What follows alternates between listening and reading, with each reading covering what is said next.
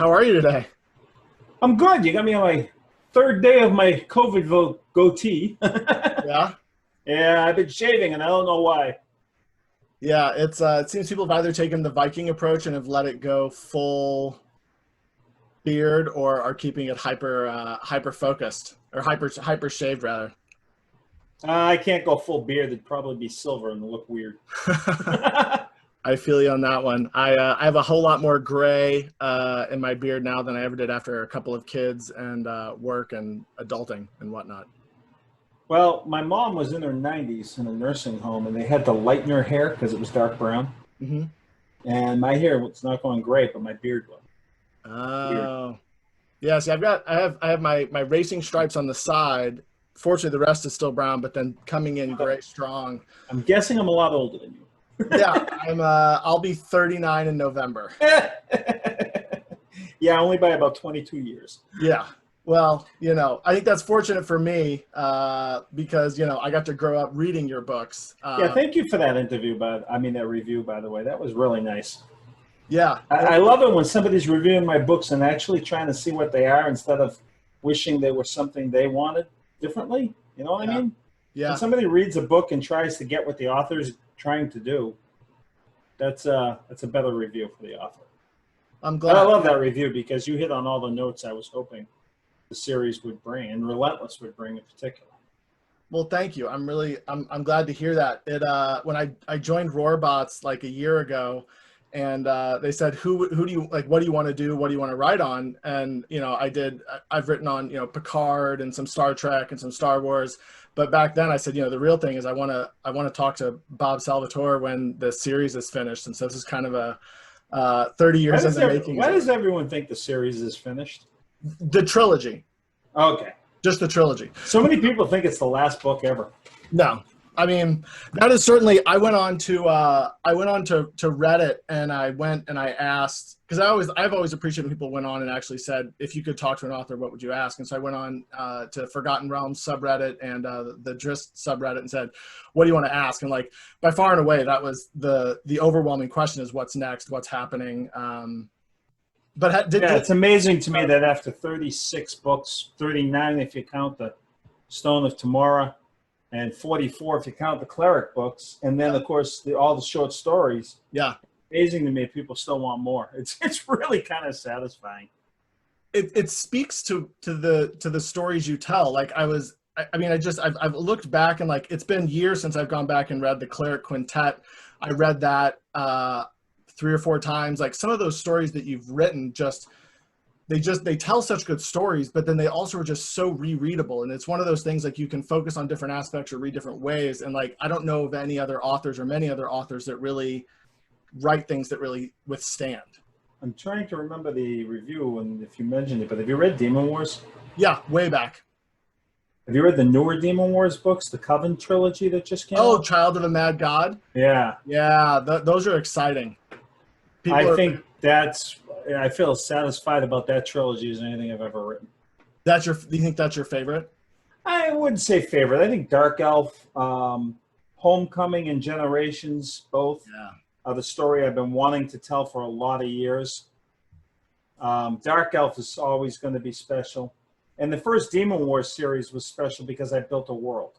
And so I've been able to go from there with the Highwayman and those 4 books. I love the Highwayman. And now with Alan's story in the Coven, yeah. which got completely out of control from what I expected. I thought it was going to stay right there in that area. And all of a sudden, wait a minute, who's over those mountains to the west? Yeah.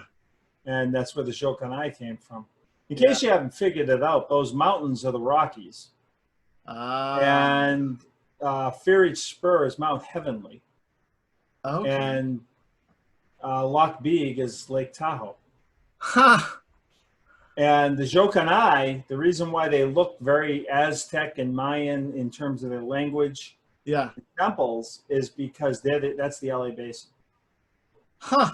I'm just south of that in San Diego. And if you look at the original Demon Wars, right, that's like the northeastern. That's like the Maritimes in Canada. Oh, it's funny. I lived in the Northeast for most of high school when I was reading those.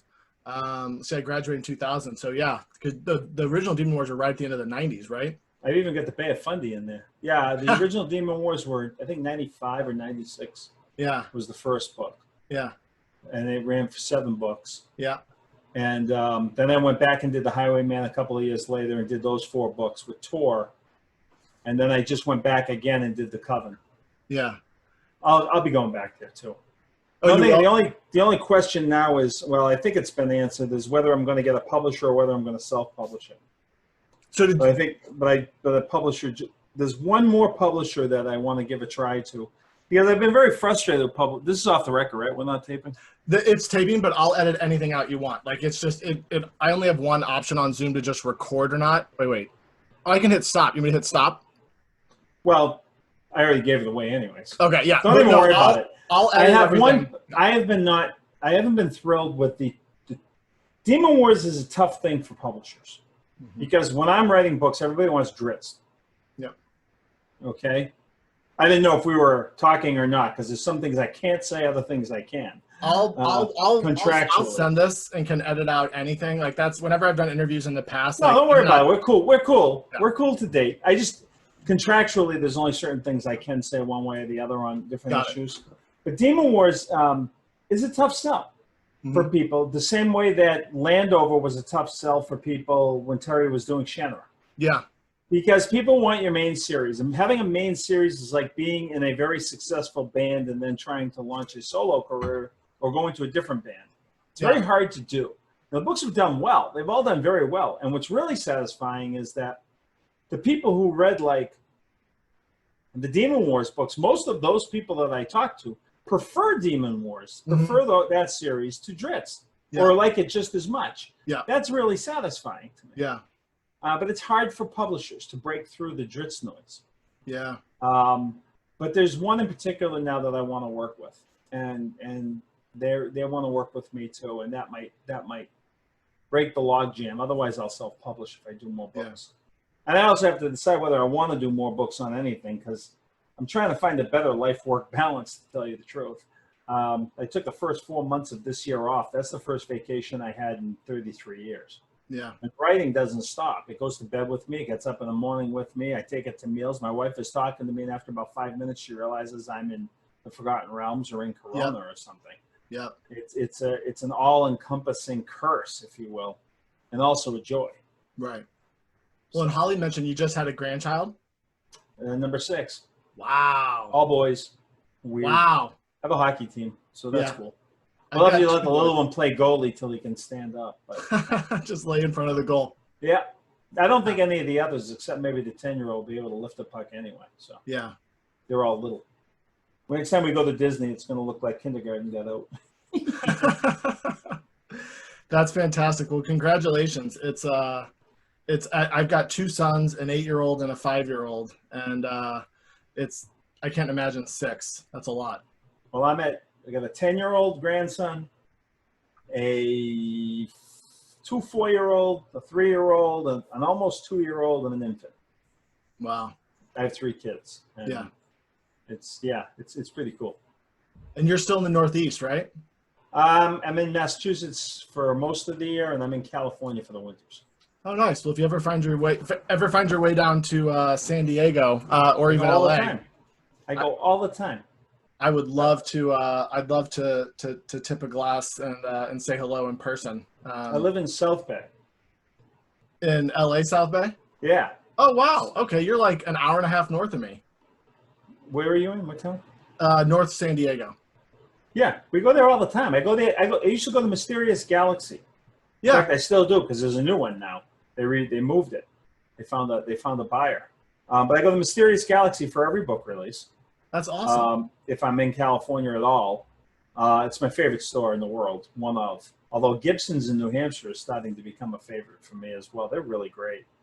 But I go to San Diego Zoo and the Wild Animal Farm all the time. Oh, wonderful. Usually for my grandson's birthday, we'll rent a couple of rooms down in Carlsbad. Mm-hmm. And when they were younger, we would do Legoland and then San Diego Zoo. Yeah. San Diego Zoo is one of my favorite places in the world. We get on there all the time. Yeah. And of course, I go down every now and then. I'll go down to Oh, the Irvine area, because I got a ton of friends at Blizzard. Yeah. I know a bunch of the people there from 38 Studios, and one of my best friends for the last 30 years has been working there for a few years. Yeah, So I'm all over SoCal. I love it. I thought I was going to hate it. I love it. Yeah, same for me. I've lived all over the country and out of the country some, and it is my favorite place to live anywhere. Yeah, we were there when the COVID hit. Yeah. And in April, I said, okay, if we're gonna get home, we got to get home now before they start opening up the airlines. Yeah. And we came home on an almost empty flight through empty airports and got back here. Back here is much better if we're stuck at the house, because I have a big yard. Yeah. I have like a gym in my house. I have a batting cage that my wife got me, so I can go and hit balls if I want. Oh, that's awesome. It's been too hot the last few weeks, though. Got a pool. This is the house my kids grew up in. We've been here for 30, almost 20, 25, 26 years. Yeah. 27. And there's a big yard, and we've built it our way. My house in California is more a place. It's nice, but it's got a nice view, but it's more where you sleep and get up in the morning and then go down the beach. Yeah. Yep. Yeah. It's funny. I wasn't even a beach person until I moved out there, and now I could just spend all day down there, just listening to the waves. Yeah, it's pretty magical here. I'm about 5 minutes from the San Diego Zoo, and then about as close to the beach as well. So getting out here from the Midwest for my boys was a big plus. So it's a fun place to live. And I still love Massachusetts, but the winters beat up my destroyed knee. I have a destroyed knee. Yeah, I can't do Northeast. Yeah, Yeah. my right knee is all busted up, and when I lived in Maine, I was there for 3 or 4 years. It was brutal just waking up, like just even in the summer, because of the humidity changes, it's like ouch. Yeah. Yeah. Do you find that you write better in certain environments or climates? Gotta be cool. Yeah. Gotta be like I write better in New England than I do, or more efficiently in New England than I do in California, because in California, I just want to go outside. Yeah. It's too many distractions. Hey, let's go take a walk down the Strand. All right. Okay.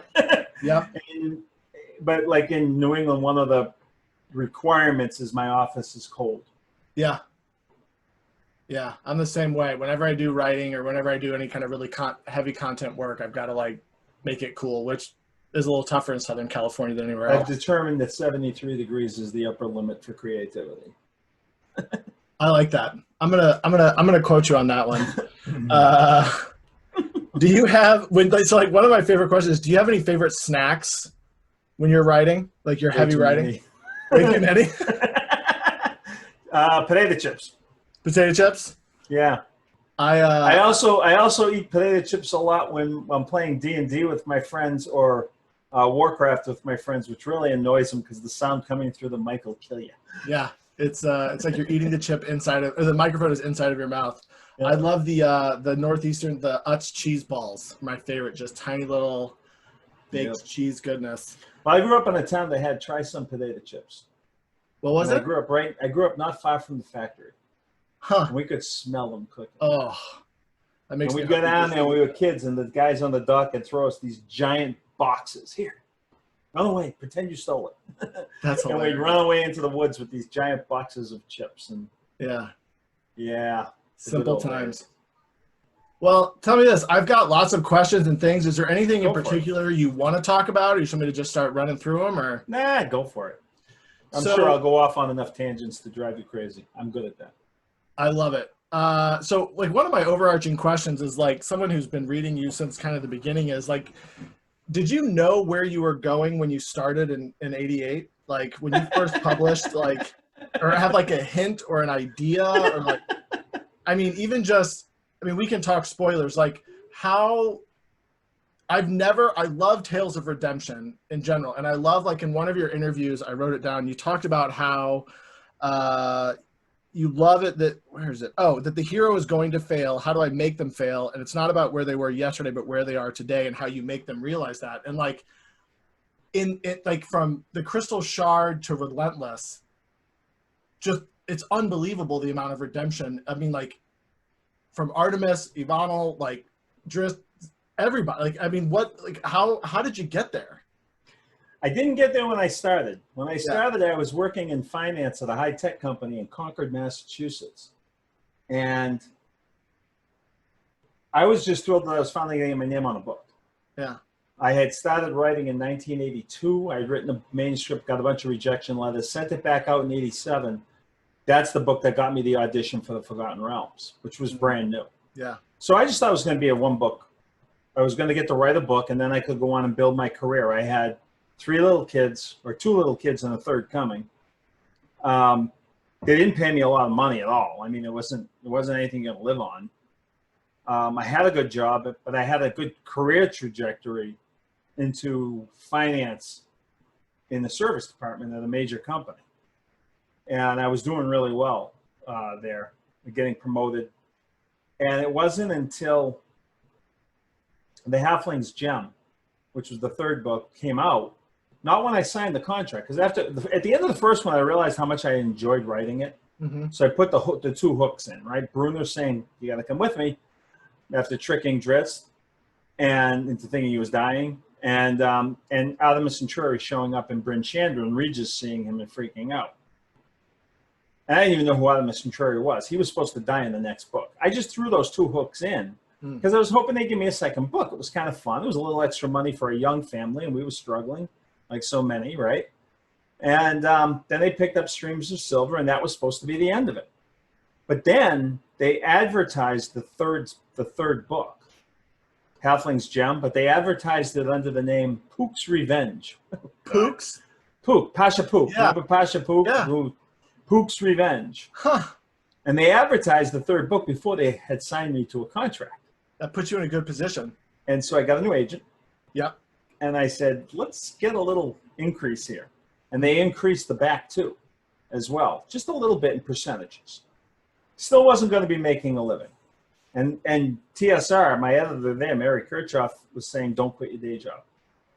Do not quit your day job. But the first two books had done really well. And now my income was coming up with the writing almost to match what I was making in finance, which wasn't a lot of money, by the way. Mm-hmm. It was not even my age. I'll put it that way. And I was not an old man. Yeah. But it was coming up, and it was really starting to make a difference in our life. My wife had gone back to school, got her degree. So she finished her degree so she could go teach. We were doing better. The kids were getting a little older, you know. And they gave me the new deal, and everything was going along. And I figured that, you know, good, I get to finish this anyway. And then I was going to put the hook in to go do a fourth book. The end of Halflings Gem, they're on their way back to retake Mithril Hall. And TSR said, you know, we think people are tired of these characters. We'll go on to something else. Just tie it all up in this book. And so I did. The epilogue of Halflings Gem ties up, or it's the last chapter of the epilogue. I think it's the epilogue.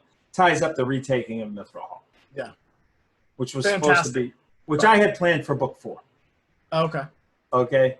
And if I was going to get a book 4. And so I figured I was done. Again, I figured I was done. But then the Halflings Gem came out in February of 1990. And it hit the New York Times list. And that was a big deal, a bigger deal then than it is now. Yeah.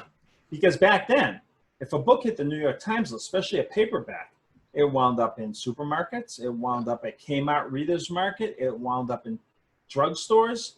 So the orders just began exploding. And the first two books just kept doing well. Right. And then I got a call from Mary Kirchhoff, and she said, Bob, you know, we're getting a ton of mail about this character in particular. And people want to know where he came from. So we're thinking you should come back and write a trilogy, a prequel trilogy to Crystal Shard. And maybe it's time you start thinking about your day job. Huh. And I remember soon after Halflings Gem came out, I got a check. And that one check was way more than my annual salary. Plus, my job had gotten very nasty. I had a new boss who I'd been friends with, but we had a huge falling out, and she was not happy with me. Yeah. And so it was I walked out, and then I was terrified because I had 3 little kids. Now suddenly I have no insurance. Yeah. No pension, being fed by a company anymore. So I was terrified. Yeah. And so I just put my shoulder down and just started writing. But my stories are organic. So to go back to your question, I had no idea this was going to happen. I could have never imagined this in a million years. But the reason why there are so many stories of redemption is because that's who I am. Mm-hmm. I believe that you live your life like everyone says you're woke. That's the new phrase to each other. You're woke. You're woke. I'm not woke. I'm waking. Yeah. I'm always waking. I always want to be waking. I always want to be open to something maybe is better than what I thought before. Yeah. Okay? That's how my characters live. And that's why I've been able to keep going with characters in all these series, because their growth parallels my own, I hope, as a human being. Because to me, the goal has always been, even before I was writing, you know, if you're pushing through headwaters, leave your wake karma for the people that come behind you. Yeah. That's always been the way I've looked at life. I've looked at responsibility of the community. I've looked at, and I think if I do that and the people around me do that, we're all happier, which is real. And I told my kids, my wife and I told our kids from the beginning, it's not about what you do, it's about who you are. And the person who wins is the person who smiles the most, genuinely smiles, not at somebody else's misery, but at your own joy. Yeah. And that's just the way I've lived my life. And so that's who I think the companions were. That's what they did with Drizzt. And when I see someone like Artemis Entreri, I don't just want to write him off and kill him as he was the bad guy. Yeah. I wonder why, unless it's a demon, right? Or an undead monster. I want to know why. Yeah. What was his motivation? What I realized with him in particular was he couldn't look himself in the mirror without a feeling of self-loathing. Oh my God. And like in Relentless, where he was in the net in the hornet's nest, and then afterwards when he came out, some of those reflections of like being able, like he was his own judge. I mean, all of that arc was I'm probably gonna mispronounce it, Sharon. Just, it was so profound. Like he was his worst judge. Like, I mean, he was loathing himself and thinking himself. That was magical. Like, I was really thrilled that Wizards of the Coast has been fantastic, by the way, because they, even though it's Harper Voyager now, Wizards of the Coast gets full editorial on me if they want it. They can tell me, no, you can't do this. No, you. That's that part of our agreement. Yeah. And they let me keep what that character really was. Is when the phase rest fell apart and the demons came roaring through, lots of things that aren't supposed to be on the material plane or in physical form were able to take physical form. And so that character is conscience. It's like the embodiment of conscience. Yeah. And being able to do that was perfect for what I wanted to, for the denouement of Artemis Entreri, if you will. Yeah. You know? And I thought Artemis Entreri was over with Road of the Patriarch, to tell you the truth. Because I thought that was I think the perfect redemption story of Artemis Entreri was threatening a priest that he would come back and kill him if he pulled the crap again. At the end of Road of the Patriarch, when they burned down the monastery or the abbey or whatever it was, chapel, and he told that priest, you go rebuild it. But if you rebuild it the way it was, I'm going to come down and burn it down again. And this time you're going to be in it. Yeah. And I thought that was perfect redemption for Artemis Entreri. Yeah. But then I got all kinds of mail from people saying, please don't end it here. We finally see him turning the corner and starting to like himself or accept who he is. And we want to see more. And these people were sending these heartfelt stories about their own experiences, whether it was drug addiction or did prison time or had trauma when they were younger or whatever. And it was like, okay, I got to stay with this guy. I'm going to learn a lot from him. Yeah. And that's how I feel about my characters. I learn a lot from them. I put them under tremendous pressure. I make them solve it. And I learn from that. Yeah. And so I kept going. Yeah. His time around the elemental, and like, so even just his contemplation about jumping in and what it would happen. I mean, in my real job, I work in behavioral health and I do a lot of stuff with that. So that writing around contemplation of suicide effectively was really well done. And even, you know, that being one, and the other one is when they were in the pocket dimension in the box, waiting to see what happened at the end, and him talking to Dahlia and staying was just such a profound, beautiful moment. Like, he chose the chance of community, the chance of we can do this over, I'm just going to run off again. You know, I mean, it reminds me, I mean, I put it in my review about what, you know, what Drizzt said about walking the roads with friends. And like, I'll be honest, like, I've cried many times during your books. Like, and that was just one of those beautiful moments of just, it pulls that emotion out of you. Well, I think one of my biggest strengths as a writer, I mean, I could list a bunch of flaws too, but I won't. But I think one of my biggest strengths as a writer, and this has been true since I was a little kid, is I pay attention to what's around me. I don't just take something at face value, whether it's politics or school or whatever else. Or an individual, the problem somebody's going through. I look deeper. And so when I wrote Spine of the World, I looked deeper. There was someone in my life who had a problem, and they killed him. Back when I was a kid. But I looked deeper at that relationship and talked to people who knew that relationship. Because when I wrote Spine of the World, I knew, first of all, I knew that half my readers were not going to like it. And the other half were going to love it. There was going to be no middle ground. But I knew what I needed to accomplish with Wolfgar and his addiction. Yeah. In Spine of the World. And so I talked to people. I paid attention. I read everything I could find on it. And I do that all the time. I do it about depression. I do it about narcissism. I do it all the time. And I pay attention to the details. And I go back to source materials in all of my research. I don't just wing it. But I think I do have a pretty good intuition about people. And I'm honest with myself and my feelings. And I think that's important too. So that might be why I can get so deeply into the characters that I'm dealing with. Because what I do is I just try to pull away all the bullshit, okay? All of it. And strip something down to its bare bones. Yeah. This is the truth of what's going on, no matter how many pretty words or whatever you want to put atop of it. Right. And that's what I write about. Wow. With the characters. Drizzt's essays.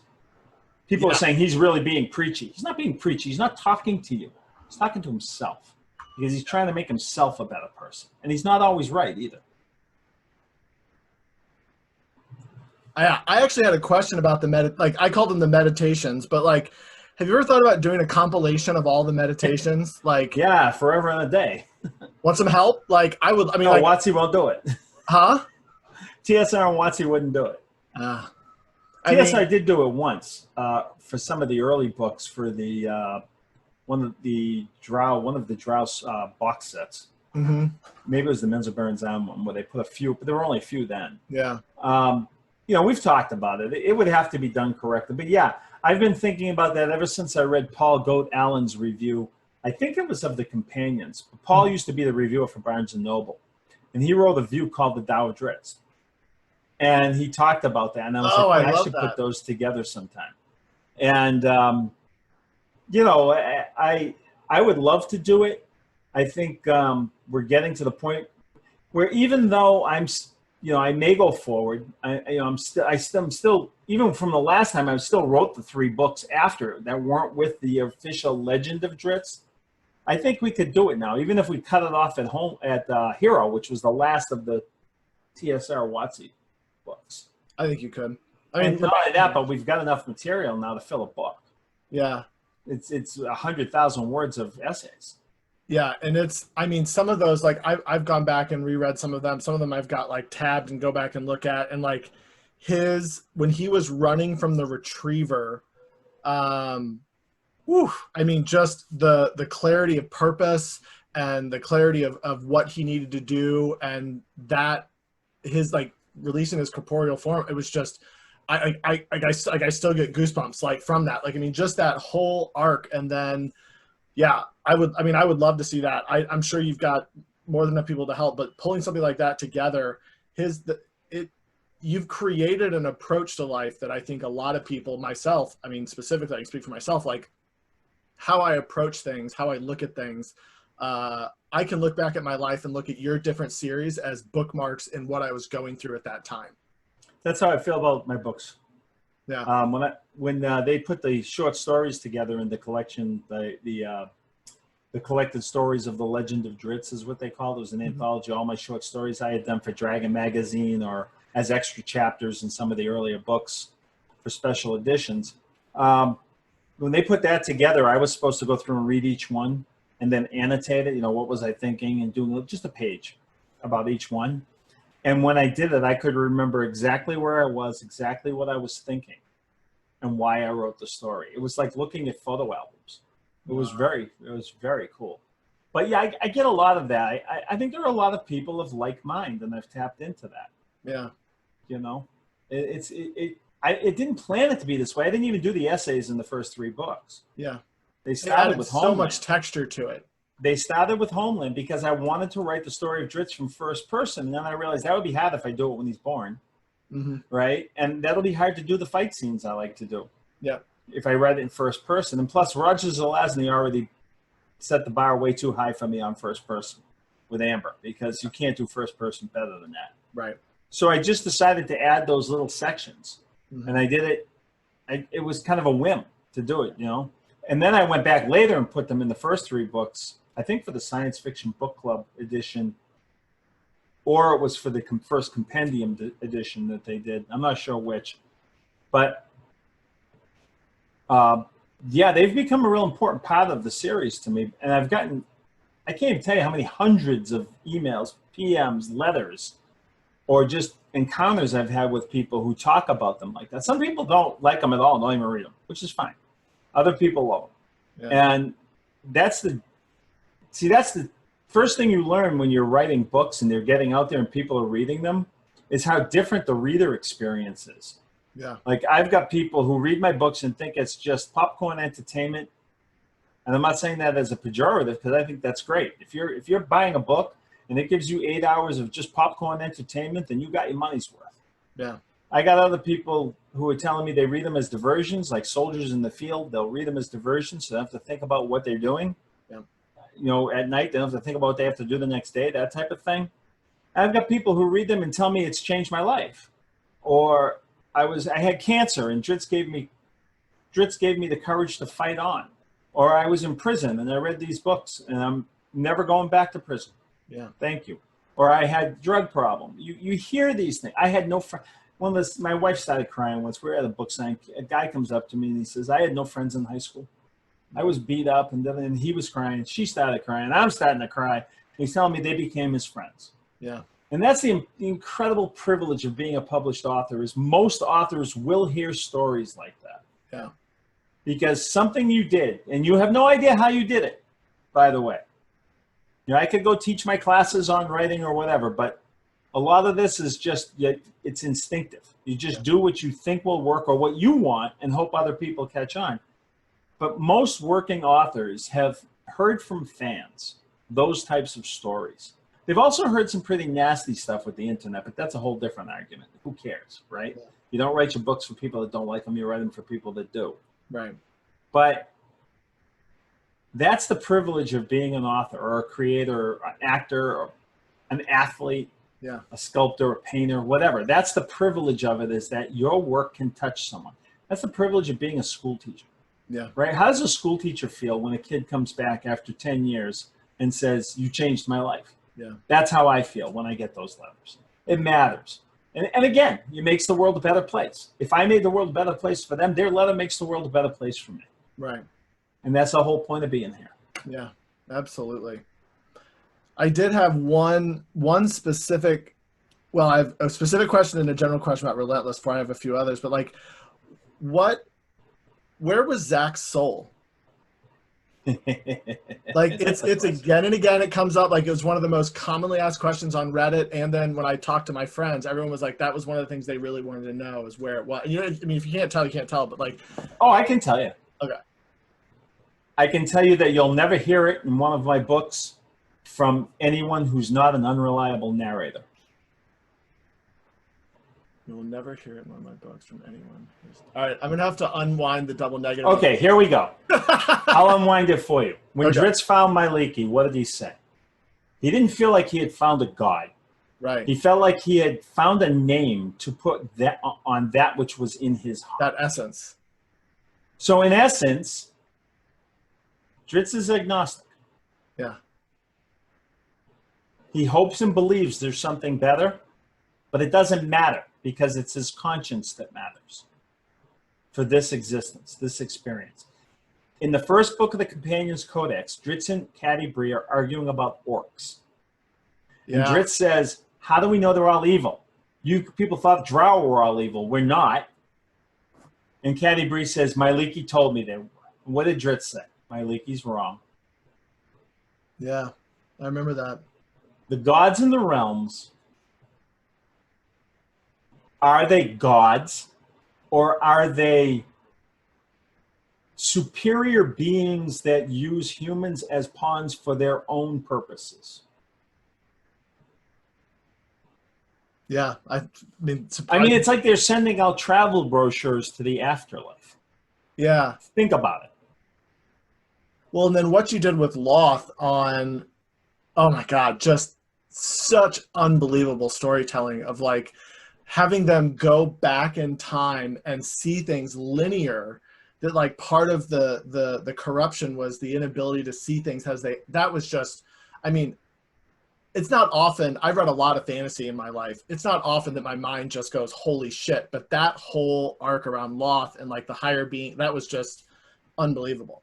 But can I ask you a question? Always. Yeah, please. How did we get where we are today? Did it happen overnight or does it happen one handful at a time? Yeah, it's a handful at a time. I'll probably we have people here in this country living in two different worlds. Mm-hmm. How did they get there? Yeah. One handful at a time. I studied Marshall McLuhan in college.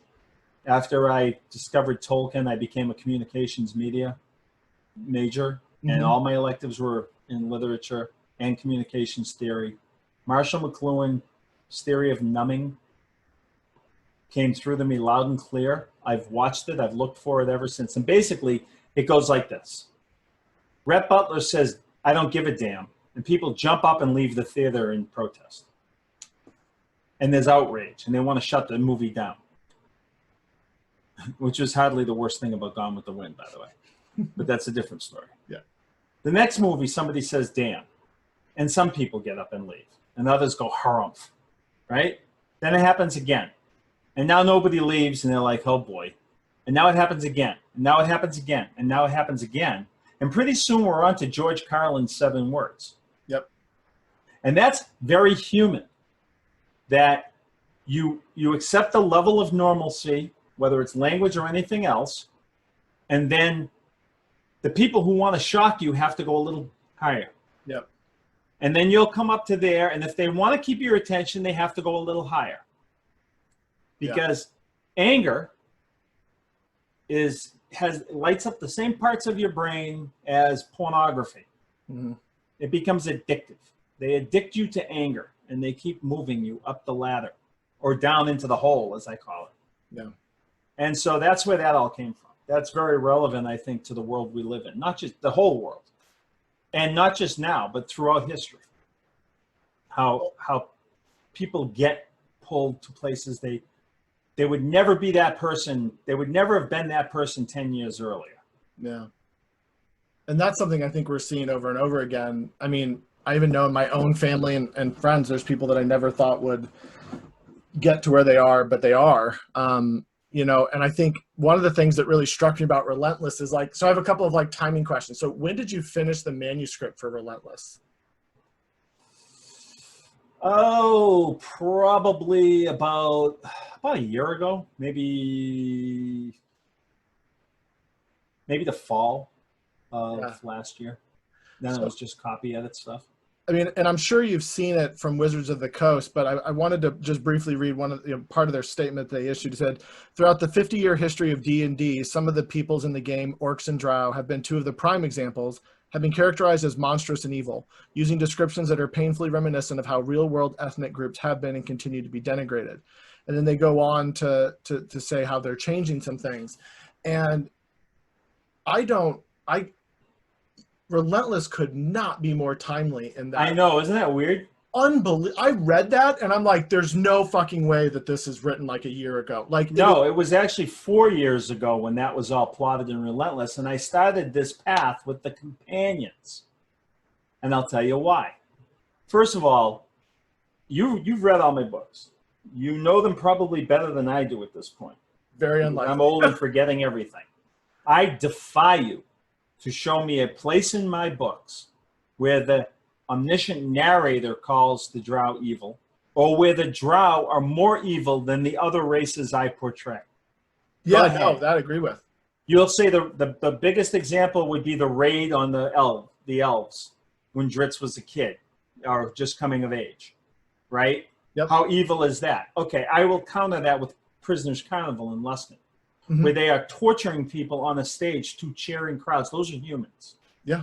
I will also counter that in our own society and growing up. I grew up Catholic. I went to CCD. We used to sing songs about Joshua, right? Joshua fought the Battle of Jericho. And I read the Bible and went, what did I just sing about? Because when Joshua fought the Battle of Jericho, he knocked the walls down. When they breached the walls, they went into the city and they killed every man, every woman, every child, and every animal in Jericho. By the way, this is something that was repeated in the 1980s by a Christian militia, I think it was Lebanese militia in Sabra and Shatila. These things happen. Yeah. How can my hero kill babies and innocent people? Yeah. And that bothered me when I was a little kid. I was probably 12 years old. Yeah. When I first read that. I actually read the part in the Bible, not what they were feeding me in CCD. And it broke me. Yeah. So in my books, first of all, the drow were based on the 5 families of New York. I've told this 100 times. I had to come up with the Drow Society. I wanted something that people on the outside could say, oh, that's just evil, right? But if you knew what happened really within, it has its own code of honor that allows it to survive. So I read Mario Puzo's The Godfather again, and that became my brain template for how I was going to build Menzoberranzan and Homeland. I'm an Italian kid from the Northeast. I grew up in a neighborhood that looks very much like the neighborhood you see, the old neighborhood that in The Sopranos. Except we didn't have people shooting each other on the streets or anything like that. There were the whispers about this guy or that guy running a bookie joint, whatever. But there wasn't mob. But the rest of it was there. So we knew the stories. You know, if you ask anyone from my neighborhood what's the greatest movie ever, they'll probably say either 1 or 2, right? No. Definitely not 3. Not 3. 1 or 2. I like 1. Yeah. But anyway, I never thought of the drow as people, as humans. I thought of the races as separate races. Not like we call people races. They're not. They're cultures or their skin pigmentation. That's all it is. Yeah. So I never thought of it that way. On the other hand, I took a lot of, it did play into it after I started going because I was hearing from young, particularly African-American boys who were thrilled to have someone who looked like them. I never even realized I was an idiot. Wow. Okay, I grew up in a town that had a couple of black families in the town. That was it. Okay, I didn't know any. I didn't understand that experience as much as if I had grown up in an inner city or something, or in the South probably, where the populations. I grew up in New England. There just weren't that many. But it was thrilling to hear that. I felt like I was saying, because there were messages of racism, which I always thought was the stupidest thing. The stupidest invention of man is war. The second is racism. I've always felt that way, and I always will. Yeah. I mean, I love cultures other than my own. One of my favorite shows was Anthony Bourdain, because he was showing you not just the food, but the people. Right? He was really there with the people. I don't want to go on tours of other countries. I want to just go meet the people. Yeah. That's way more enlightening. But anyway, aside from all of that, it wasn't until I went to a Dragon Con and marched in the parade, probably a decade ago.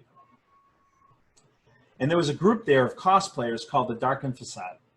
The Darkened Facade. And they did drow. And these were theater quality outfits that they made and makeup. And then so they posted a picture on Facebook and said, what's Ari Salvatore doing with a bunch of people in blackface? And I was like, blackface? How is that blackface? They're elves. Wow. And so for a while I resisted that. But then I listened. Like I said, I like to listen. And I said, okay, we got to fix this. We have to fix this because I don't want to cause pain to anybody. That's not why I'm here. And even though I didn't see it that way, if other people were, you need to fix it because that's something a line you never want to cross in my life and who I am. And so right around then is when I realized that the way to rehabilitate, if you will, the concept of the drow was twofold. First, it was showing. First is the easy one. And wizards did that, and they're doing it, is changing the skin. Not changing it fully, but making other options, moving it away from that, right? Which is perfect, because all I cared about with Drizzt in the beginning, once I started really understanding who he was, all I cared about was that somebody, a town guard standing at a gate, could look at him and as he's coming, know that he is the other and throw that ridiculous prejudice upon that. That's all I cared about at that point. Yeah. But the other way to rehabilitate the drow, and the one that I always thought was way more interesting, is I never liked the idea that Drizzt was unique. Yeah. And not only did I not like the idea that Drizzt was unique, I liked it even less when it first came out that because of the god Elistre, there are good drow. Which became no. Zakthafane wasn't evil. Virna wasn't evil. Jarlaxle wasn't evil. They were surviving in brutal territory. And when I got to finally go back in the new series and show what you see is priestesses like Dabney hate Loth. They don't even know why she's giving them power. But there's nothing they can do with it. So they're never going to say they hate Loth. The matron mothers are in complete control. Yeah. And so this has been a process from me from that point. It started with the companions and really has been the theme of the books was the clarification. I don't want to say rehabilitation, but the clarification of the drow. Yeah. Because first of all, I never thought of them as any more evil as the magistrates of Luskan, the pirates. Yeah. Right? And the lords who go to war on whim. Mm-hmm. You know, evil, and way too often evil is perception, right? If my side does it, it's great tactics. If their side does it, it's terrorism. Yeah. If my side does it, it's okay. If their side does it, we have to kill them all. Right. We see that. We see it today. We saw it when I was a kid. We saw it before I was born. That's the way of people. I don't think that way. My mind doesn't work that way. So, yeah, the timing was amazing. It's incredible. Like looking at, you're changing the timeliness of that book with what Wizards of the Coast is doing with D&D, and then the stuff that's coming out is going to completely change. The lives is probably not too much to say of characters and people's personas, their D&D. It's remarkable. And a tip of the hat to you for seeing it so far ahead of time and then having this be on point and on time, because that story arc, and I think for those of you listening, I fully recommend reading the entire catalog, but you could read the Drizzt books and get just how important that is and how pivotal it is for the redemption, and just how that all worked is just, I was blown away. Yeah, but you notice what else I did? Do you notice what else I did with that? Camuriel helps Ivanel and Quenthel access the memories of the matron mother Ivanel the Eternal. Right. And then he instructs them on how to look at the memories. Yeah. Instead of that one handful at a time, that look at where you were here and where you were here, right? With a lot of distance in between, but without all of the interfering digging of the hole to Loth. Yeah. But look at what else I did with that. What happened after? Jarlaxle says, so wait a minute. The Illithids gave the memories of Yvonne the Eternal to Quenthel when she became Matron Mother, and to Yvonne in utero. Yeah. And they didn't just give them the memories. They gave them these memories on a visceral level as if they had lived it. Right. Right? And Camuriel says, yeah. And you, who work with the Illithids, showed them how to properly access the memories. And then Jarlaxle just says, again, is that a reliable narrator?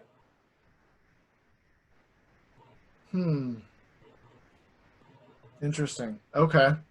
I'm going to have to think on that. That's a long... How do you know the Illithids didn't change some things? How do you know the Illithids and Camuriel didn't deceive? Huh. I do have to say, Camuriel is one of my favorite characters. And let me say one of the reasons why I do it like that. Uh-huh. Well, first of all, because I can't speak for Wizards of the Coast. Yeah. And what they decide to do with the Drow is theirs. I hope they ask me, and they will.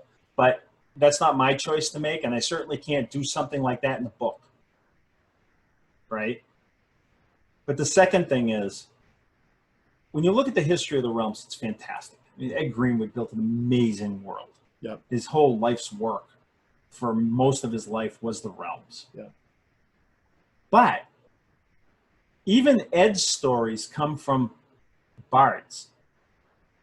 You know, whether it's Volo or whoever, right? Or Elmis, they'll tell you stories of what was before.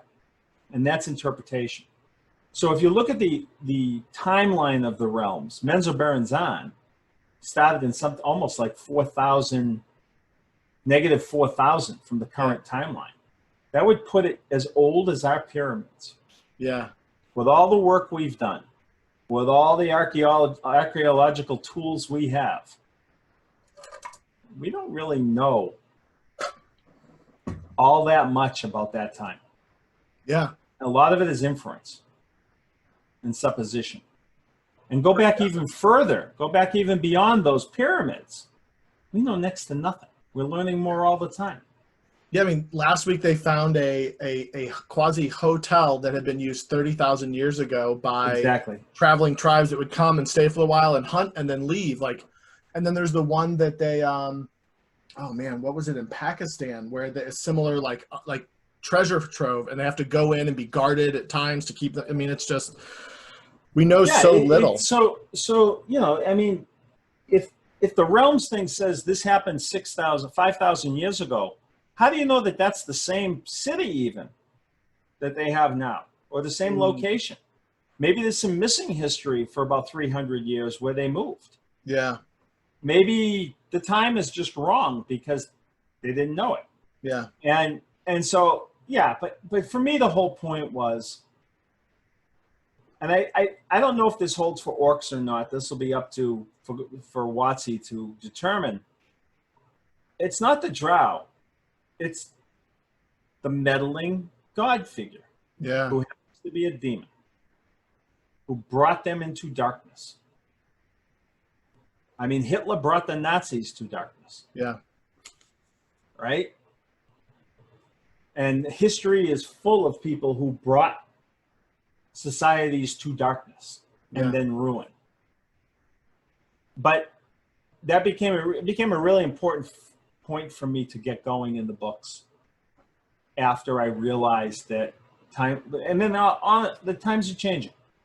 I mean, I lived through the 60s. I remember them vividly. I was only like 10 years old in 69, but I have 5 older sisters and an older brother, and all of their friends were around me all the time. Yeah. So I was very tied in to what the 60s were. And I remember sitting watching the news at night. The rioting, the murders of you know, prominent leaders, or the 3 kids in Mississippi. Yeah, I remember all of that. I remember watching Muhammad Ali, who I thought was like I still think the greatest fighter I've ever seen. Yeah, brilliant. I remember seeing that news conference where he started yelling at the reporters. Yeah, and I'm like, what is this about? And this time's different, I think. I think we're in a different place. I really do. And I hope we are. Yeah. I hope we come out of this better. Me too. But I felt it was important for me to because people were seeing it that way, it was important to me to clarify. Yeah. On the Drow. Drizzt is not unique. The only thing unique about Drizzt is he escaped and lived. Yeah. And I tell you, like, I get goosebumps even just thinking about once I really put the whole picture together with his dad. And I mean, the blood of I'm going to butcher this, the Darthier, the surface elf of that very first surface raid that he had, and then going all the way back to that story and why, just piecing it together, how he got out, how Zach's sacrifice worked, how that all happened was just, whew, like that was so powerful. I mean, and as a dad, like I see, like that's, I want my sons to avoid the mistakes I made. Some of them they have to learn regardless, but I wrote that book in 1989. Yeah. Okay. One of the things that bothers me today, and I'm not taking sides on this, it just bothers me in general, is people will look back at something that happened in the 80s or the 70s, and they'll point fingers of judgment. Yeah. Without fully understanding that that's the way the world was. Mm-hmm. And it's the way you grew up, and and you hope to evolve into a better person. Yeah. But when I see a young person today sanctimonious with me about, how woke they are, and I don't like to use that phrase because I don't want to, I want people to be for justice for everybody. So I'm not demeaning them. It's just that if you were living in the 1970s mm-hmm. or the 1980s, you would have a lot further to go from your earliest memories and the way you were brought up and all the rest of it than you do now. Because that's the evolution. You started here, older people started here and had to evolve. And that's why in the newer books, when Zaknafane comes back after being gone for a century plus, he's Archie Bunker. He doesn't know what to make of the world. All he ever knew were the Drow. And he didn't hate anyone else, and he thought the Drow were vicious for hating all the other races. But coming back and finding out his son is married to a human who's the adopted daughter of a dwarf, and they're having a kid, blew his mind. His operating system couldn't process that data. And he had to do a patch, book to book to book. I just realized what you did to him.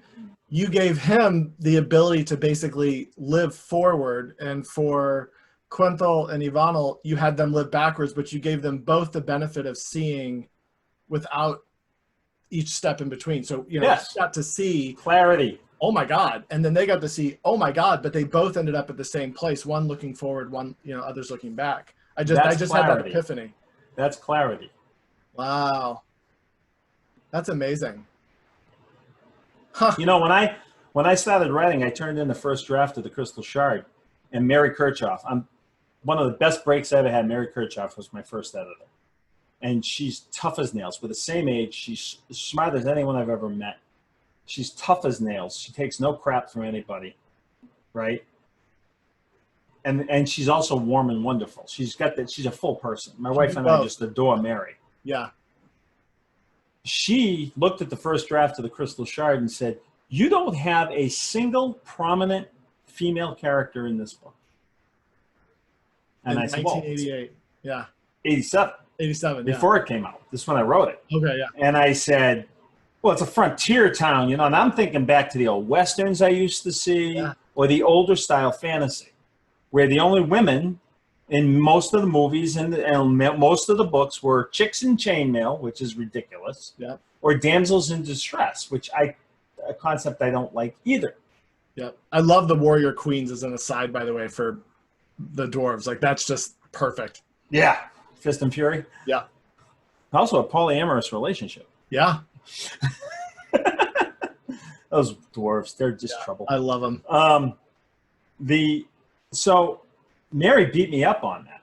Mm-hmm. And so when I turned in the final copy of the Crystal Shard was October 1st. 15 or 16 days after my daughter, Caitlin Brielle, was born, Addie Bree. I wrote her into the story. And as I look back on this now, I didn't know it then, but I was incredibly sexist. Yeah. And I wasn't malignantly sexist. I had total respect for women and all of. I grew up with 5 older sisters. They're wonderful, even though I kid them and say that's where the drought came from. They're wonderful people. Exactly. My mother was as smart as anyone you'd ever meet. She could look at it. She would take the list when we went shopping, and she'd take the grocery list and go and make sure the total was right and put it away. My sister can do it too. My oldest sister was the salutatorian of her class. My next oldest sister was the valedictorian of her class. My next older sister should have been a surgeon. She went into nursing because that's what women did. Yeah. Wound up working at burn unit at Peter Bent Brigham. Now it's Brigham and Women's. Built this huge career as a nurse practitioner. She's brilliant. Wow. My sister after that was a hippie who dropped out of it all, and is as smart as anyone in the family, and has now built herself a wonderful life. And my sister after that has her master's, teaches college English, and had a beautiful career for herself. So I grew up around strong, intelligent women. My older sisters weren't as independent as they should have been. One of them's gone now. The other one is now independent and doing great.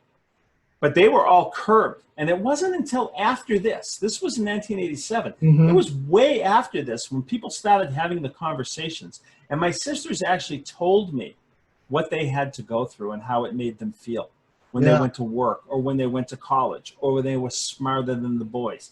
And if you look back at the shows I grew up in, almost every one of the long-running shows of the 60s and early 70s, you will have when there were kids involved, you will have a girl beating a boy at something, baseball or whatever, and the mother counseling the girl, don't do that. You have to let him win, then he'll like you. Yeah. It was insidious. And I look back at it now. I look back at Animal House. When I was in college, I watched Animal House, and I laughed my ass off. Yeah. It didn't occur to me that the end of Animal House was a kidnapping. Mm-hmm. And that John Belushi was an absolute pig in that movie. Yeah. Like the kind of creep you would take out back and shoot pig. Yeah. Because the world was different. The world is better, and it's getting better. I'm trying to get too preachy. Let's talk about books. But that's how I approach my writing. That's how I approach my writing. Grow. You honor Open your mind. Don't be afraid.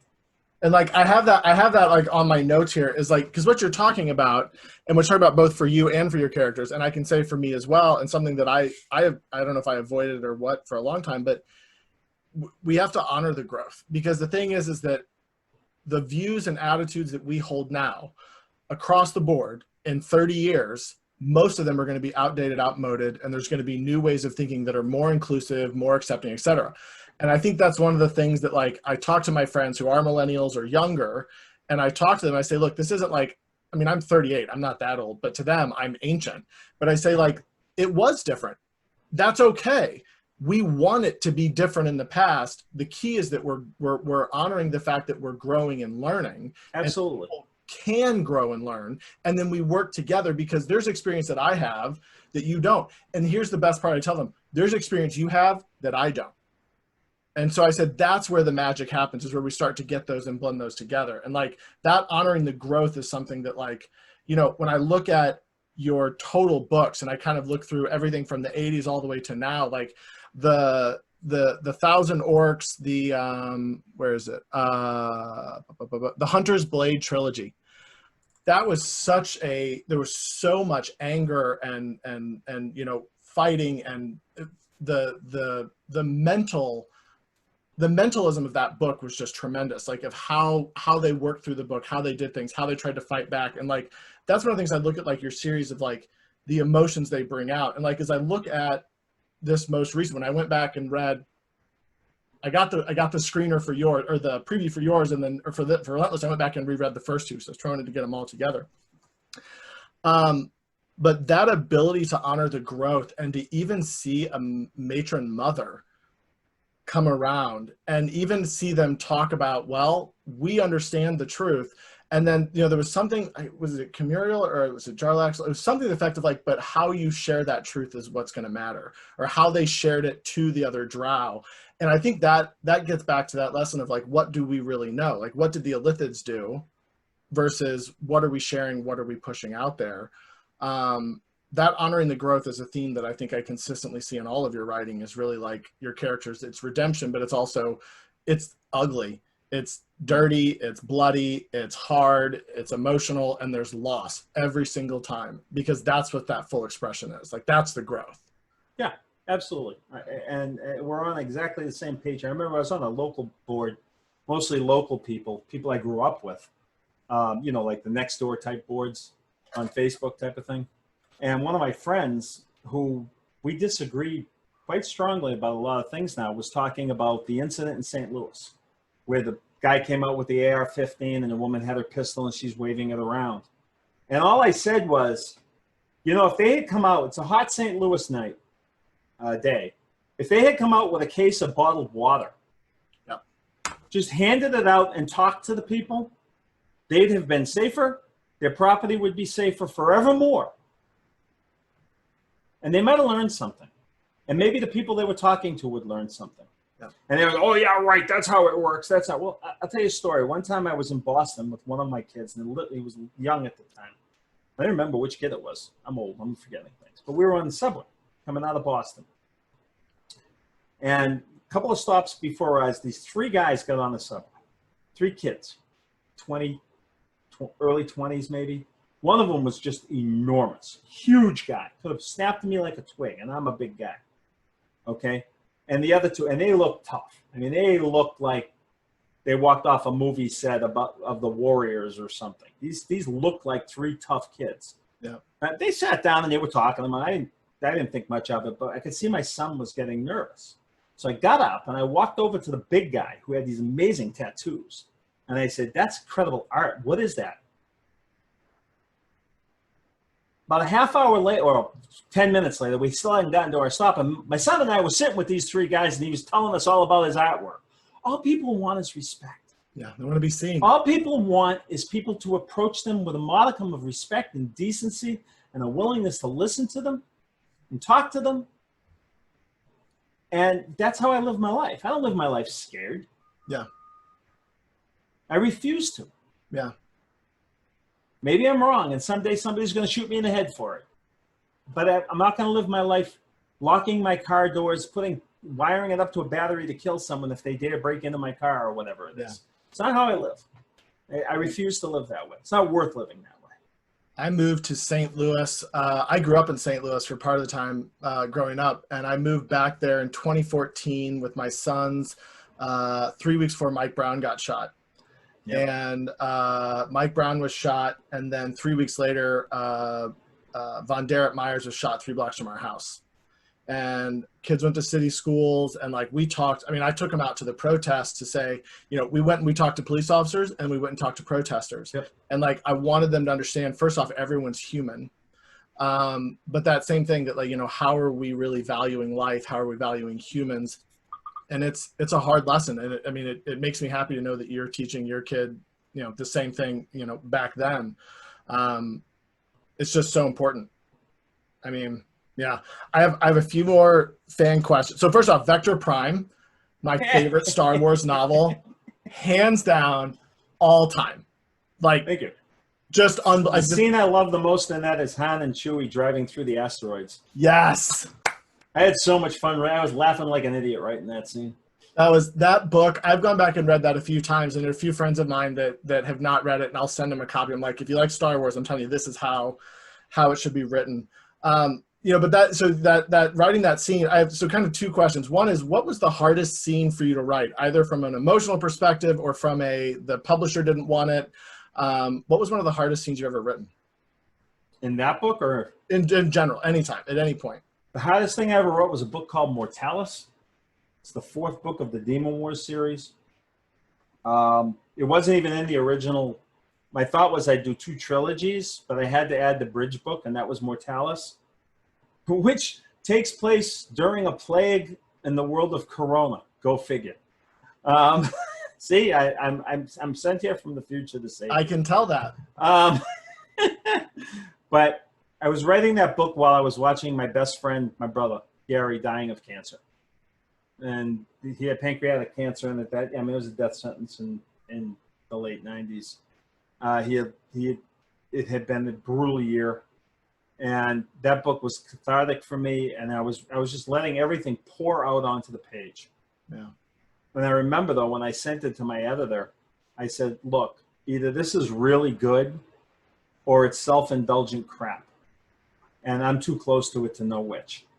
And she called me up, and she was crying. I could hear that she was crying, and she said, do not touch a word of this book. It's going to copy edit. Wow. And so that would be the toughest thing I ever wrote. And I think as good as any, probably the best thing I've ever written. I'm going to go back and reread it. The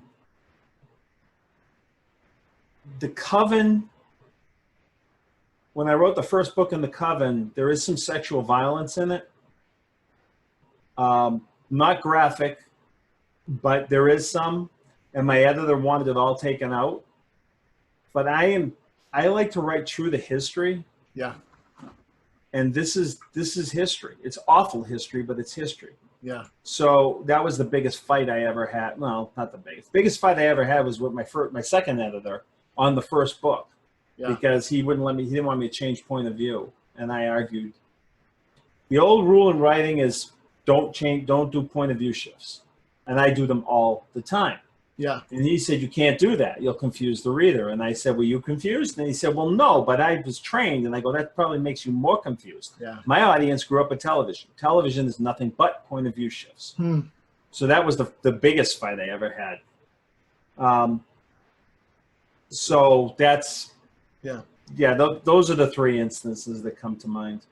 Was there anything left out of Relentless that you wanted in, or that got argued out, or anything like that? Anything in particular? Oh God, no.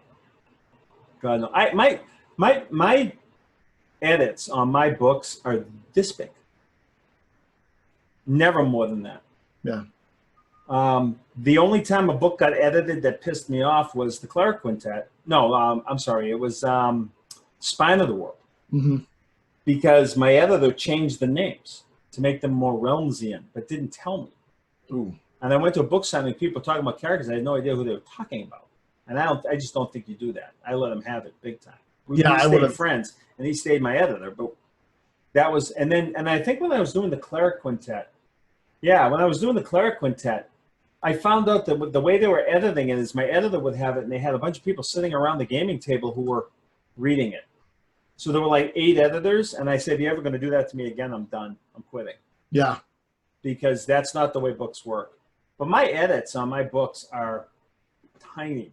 Yeah. Because my book's going clean. And I've never had a problem. Do you have a master storyboard so that you don't cross timelines, or? I pants it. Completely pants it. Because I've never, maybe someone. I have bigger ideas that I'm like I said, was talking with Drizzt. I know my direction. Like I knew my direction with Demon Wars. I knew my direction with the Drow in the last 8 books or 10 books or whatever it was. Yeah. But no, I'm a pantser. I'm not a plugger. Love that. Books tell me stories. One of your projects that's coming out soon, D&D Dark Alliance. Are you excited? It's not my project, but I think it's pretty cool. Are you involved in it at all? I was at the beginning. I got involved with Took Games. I love the guys at Took Games, and I think they're doing an amazing job. And so I helped them when they were doing their vertical slice to present to publishers. Uh-huh. Wizards wound up being the publisher of the game. And I worked with them for that. But then the story got changed, and it's kind of it's back in Icewind Dale. They changed the time period and everything. And they changed some things that were kind of core to the books. Not the characters, but how they got to different places for the sake of the game.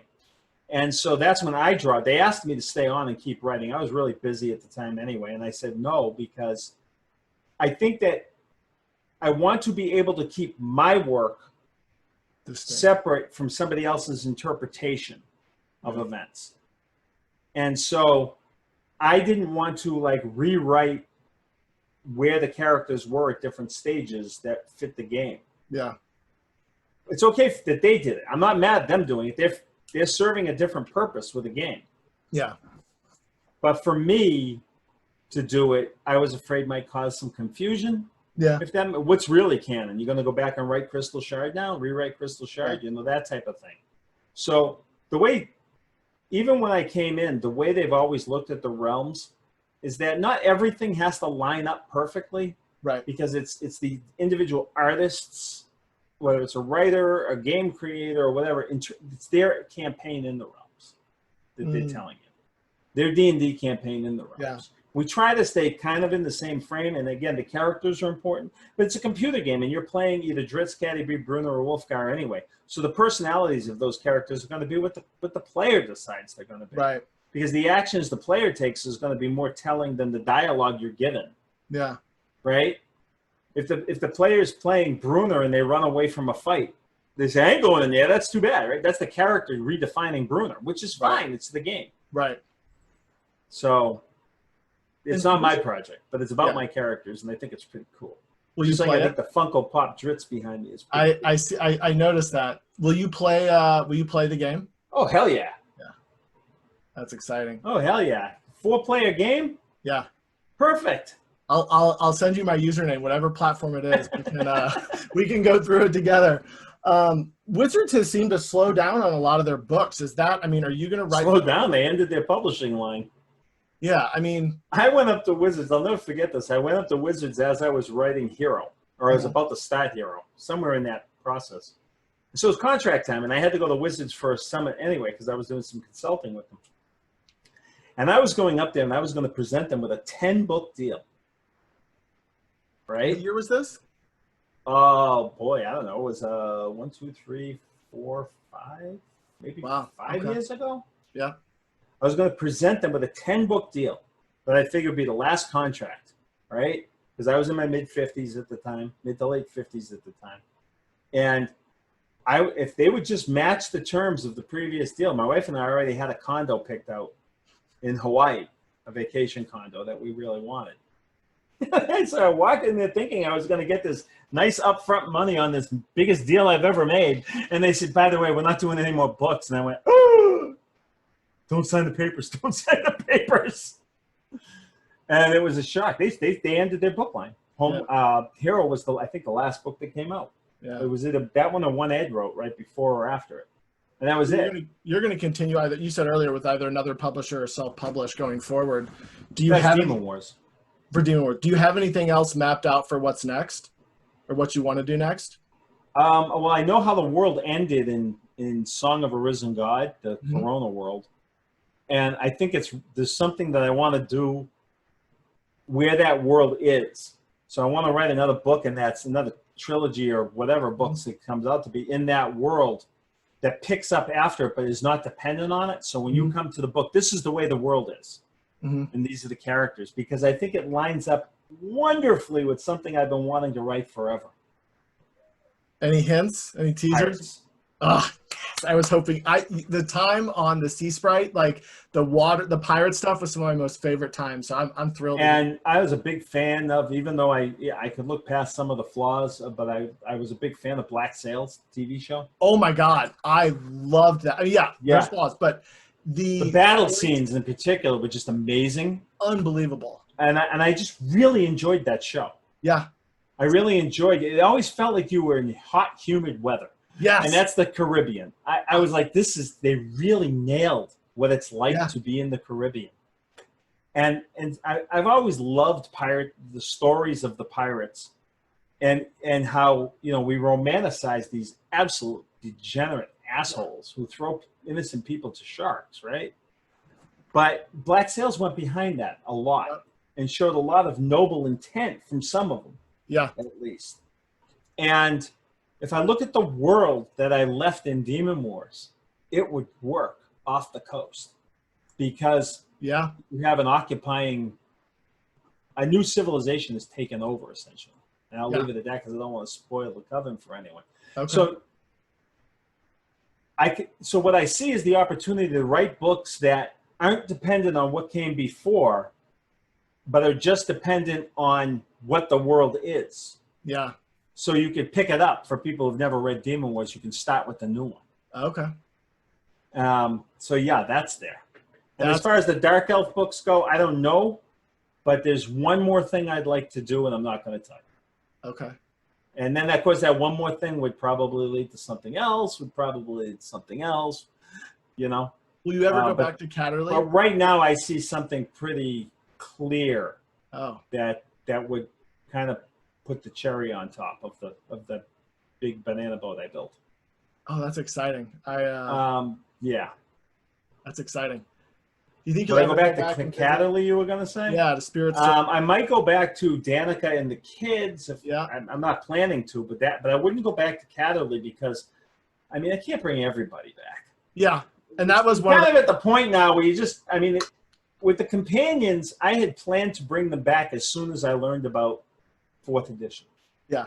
I was at a meeting with Ed Greenwood and the team from Wizards, and they were telling us about the realms. And Ed and I walked out of that meeting distraught. Because my argument was, don't advance the world 100 years.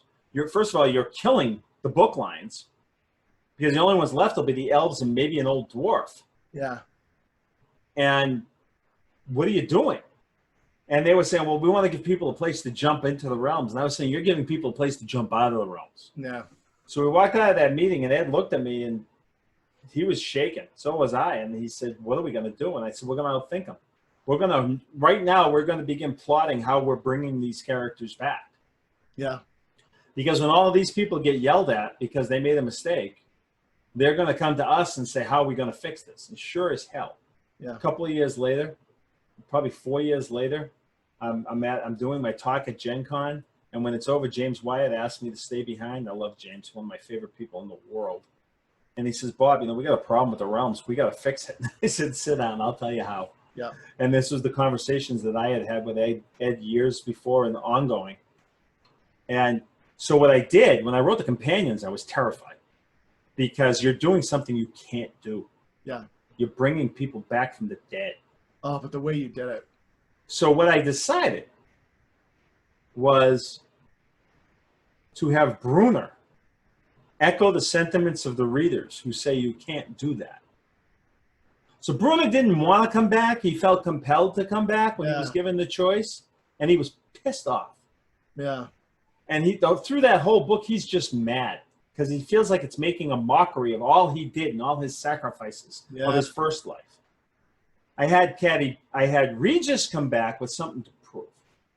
His arc of coming back with that, wow. You can tell it's my favorite. Yeah. Because that was done with love. He knew that this time, because remember, they're born as infants, they're born with full memories of their previous life. Yeah. And Regis decided then and there, no chance I have to deserve what I was given. Yeah. The pony Spider Paraffin was born. Yeah. That was just phenomenal. And I love that he got his best life. Yes. He didn't leave anything behind. But you can still see the old Regis. Yes. He's still, like, one of the first fights I put him in, where here it is, you're the hero. He's like, oh, crap. Yeah. And he has to fight that urge. The old Regis says, go hide in that corner because you can get out of this without the fight. So it was so much fun to write. And then Caddy Bree came back with Caddy Bree, who was the most spiritual of the group. Yeah. Chosen of Myliki. She's the reason they came back to help Drizzt. She came back with the same continuation of purpose. Yeah. Because she felt like she wasn't done. So she was the most welcoming of it. And without ruining the ending of that book, I will tell you that the end of that book, when they're up on the hill, and Guinevere's ears went back and she growled, that was the first time I knew that the person involved with that growl had made the choice. Totally unexpected until I was writing it for the first draft. Wow. Wow, Bob. And then, by the way, that story, okay, I already did my life. I already did all the responsibilities of life. This time it's just for fun. And then he meets Penelope Harpel, who's one of my favorite characters past that book. Yep. She's just a complete libertine, a complete, hey, if it feels good, do it. Just don't hurt anybody doing it type of person. Oh my God, her teaching Wolfgar how to live like a human and achieve his goals, like some of those like things were just. Yep. And that's been, so again, I got to answer the old question. If like I was the shyest kid in high school. Mm-hmm. I was terrified all the time, shy, never had a date, never had the guts to ask someone out on a date. And so I'm one of those people, as I grew up, was thinking, if I could, I didn't play sports, even though I was one of the best athletes. When I was a kid, I was the quarterback. Right up to like 14, I was the quarterback. And we played the sandlots without adults around, just my friends. I could throw a ball a mile accurately. And the kid who was my prime target, because he was fast as hell, wound up being the high school quarterback on the football team. I had a problem with my knees in junior high, which set me back a couple of years. I could hardly walk for over a year. Wow. When I got healthy again, the thing that held me back was fear. I didn't have the guts to go try out for that football team. Yeah. Or anything else. So I played like CYC basketball and deck hockey, you know, kind of the off to the side sports. But I was a really good athlete. Yeah. And I didn't have the guts to do it at the high school level or even try. I don't know if I would have. I don't know how good I was compared to them. I never had the guts to find out. And I was picked on brutally, ninth grade. Ninth grade broke me. It was junior high. Our system went K to 6, 7 to 9, 10 to 12. My ninth grade year, I was like the smallest kid in my class. Over that summer, I grew about 8 inches. I put on about 50 pounds, and I was weightlifting. And I never got picked on again. Yeah. But I was an outcast, and I was still super shy. And I forgot the question, but I don't even know why I went with this. See, I go on tangents. But that right where you're describing that age. So, the question. If I knew then what I know now. Yeah. If only I could go back and know then what I know now. To me, the most important piece of writing I did in those books is the essay by Drizzt, the meditation of Drizzt, where he says, I know I'm going to die, so I'm free. Yeah. Yeah. That's beautiful. And like, it gives me heart too, like what you're describing in the ninth grade. That's where in the review where I wrote, where I was riding my bike, that's where I was, the outcast. I was picked on in high school. So many people were. That's when I found and the secret that I learned when I got older, even the captain of the football team and the head cheerleader felt like outcasts, felt like nobody understood them or had put them in a little box. And that was the only box they could feel safe in. Yeah. Right? You ever watch Freaks and Geeks? Oh my God. One of my most favorite shows. The end of the show. Right? The end of the show, he plays D&D with the kids. Yeah. With the geeks. Yeah. And loves it. The geeks were the cool kids all along. Because they all were the cool kids, but they all never looked at each other that way. Right. Right. The last episode of that show is one of the greatest things I've ever seen on television. Judd Apatow blew it by not doing another season. Yeah. And I know he knows he did. Yeah. I mean, look at the cast, right? The cast was phenomenal. Yeah. But at the end of that show is all about coming out of that box that you put yourself in or that your peers have put you in. When Linda Cardellini gets on that bus to go on the Grateful Dead tour, right? When, who's the actor? I just forgot his name. Not Jason Segel. The one that played the cool kid, Daniel. He's won Academy Awards. Yeah. He had his arm taken off in a movie. Oh my God. How can I forget this? See, I'm old. I forget that. But I'm with you. I'm forgetting it too. The cast was amazing. Seth Rogen. No, Seth Rogen was the drummer. Seth Rogen was the burnout. Oh, James Franco. James Franco, of course. Wow. James Franco rejects the box that he was put in. Yeah. Right? And he goes and plays Dungeons and Dragons with the 3 younger kids. Yeah. 4 younger kids. And he has the best time Of all the episodes of that show, that was when he was having the most fun as a character. He's most present and real. Yeah. Yep. You saw it with the Jason Segel character, who started dating the disco girl. You see people breaking out of their molds. It's a true coming-of-age series. My favorite movie of all time is a George Lucas movie, American Graffiti. Yeah. Which is one of the most poignant coming-of-age stories I've ever watched. I love that. I love that. Yeah. In fact, one of my saddest feelings about where we've evolved as a society is that we've extended childhood into the mid to late 20s through policy, and you have to go to college, you have to do this, you have to do that. There's still basically, we're taking 18-year, when I was 18, out. Yeah. For almost everyone, out. For me, it was, you got to stay home. Yeah. You can't go away to college because you got to help. Dad's not driving much anymore. Mom needs help. Because my dad was almost 50 when I was born. Yeah. So he was getting up there. But other than the responsibilities, the whole point was you're 18, you're an adult. Go out there and make your mistakes. Yeah. I mean, drinking age was 18. I was a bouncer in a nightclub when I was 17. Okay? And 18, 19, 20, 21, and 22. Yeah. And 23. I quit when I was 23. Paid my way through college. That was one of my jobs, paying my way through college.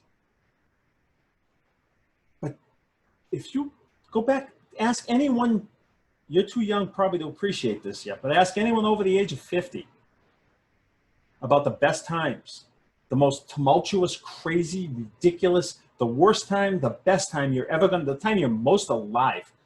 And it's 18 to 30. Without a doubt. That's when you're alive. That's when you're screwing up. That's when you're feeling more pain. That's when you're feeling more pleasure. That's when you first learn to love. That's when you, that to me, you steal that if you keep your thumb on 19, 20, 21, 22-year-olds. You're like, and by the way, this is as old, this whole idea of the older generations kind of looking down and infantilizing the younger generations.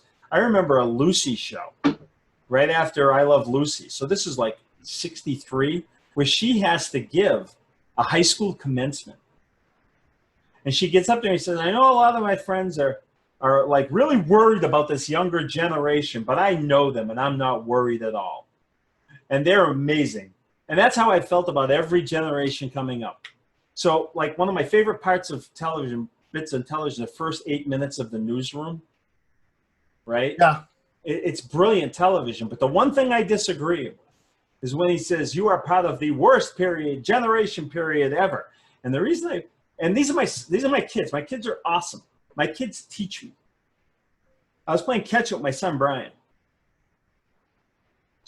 He's like at the time, probably late 20s. And I threw a ball wild. I tried to throw a curve, it didn't break. But he made a nice catch. Yeah. And he goes, hey, how about that one? And I go, what do you want, a participation trophy? And that was the buzzword, right? Yeah. And he started swearing at me. And he said, do you think that those participation trophies were for me? You don't think we knew who was a good athlete and who sucked? You don't think we knew who won the game just because you didn't keep score because you were afraid that your kid might not be as good as somebody else's kid? Yeah. That was for you people. That was for your generation, those trophies. Yeah. Now you try to lay it on us like it's some fault we have. Yeah. You did that. We didn't do that. Yeah. And again, live and learn, man. Live and learn. Now, I was never big on participation trophies, if you will. I believe in achievement and reward for achievement. But boy, that kind of showed me something from a different point of view, didn't it? One of the questions that kept coming up again and again online and with the friends I talked to was, what's your research process and how do you work out fighting styles and fighting scenes? Because there's something that no one writes fights like you do. Like there's something that I can read a fight scene by you and it won't even feel like my eyes are open. I can see it in my head. Yeah. How do you do that? Well, my glib answer is always I play hockey. Yeah. Right. But the real answer is I was a bouncer when I was in college for many years. I was a really good bouncer, by the way, not because I was a really great fighter, but it was because of what I told you about earlier happened on the train. Because I could talk most people out of trouble. Right. Because I didn't feel like going to the hospital. I didn't feel like putting someone else in the hospital, and I really didn't want a broken bottle shoved into my chest. Yeah. But I was a really good bouncer, and I was for years. And sometimes you had to fight, and you had to know what you were doing. And in high school, after I was weightlifting and all of that, we had a boxing club, and in my buddy's basement, and we would go down there and just beat the tar out of each other. And then I think it was right after college, I started studying, it wasn't Taekwondo, it was Kempo for a while. So I was doing some martial arts. And then when I wrote Demon Wars, I signed my kids up. I couldn't do martial arts for long because my knee just wouldn't take the impact. I have ACL on my left leg. So if I kick too much, bad's gonna happen. My kids, I signed them up for fencing lessons. And while they were out there beating the crap out of each other, their instructor was a former Olympian. And he was telling me about fencing, and that's how I came up with Benel Desada, the sword dance. Now, most of the fighting I do in the Drizzt books is theatrical, right? It's the kind of stuff you would see in movies, not the stuff if you're going to see it in a movie that's supposed to be even remotely based on people in the real world, it would be maybe Crouching Tiger, right? But that's because it's theatrical. It's not real. Right. But what's real about it is balance. Because what I learned, I am absolutely mesmerized by athletics. Yeah. I love watching athletes, track and field, gymnastics. Yeah. I love watching the dance of human movement.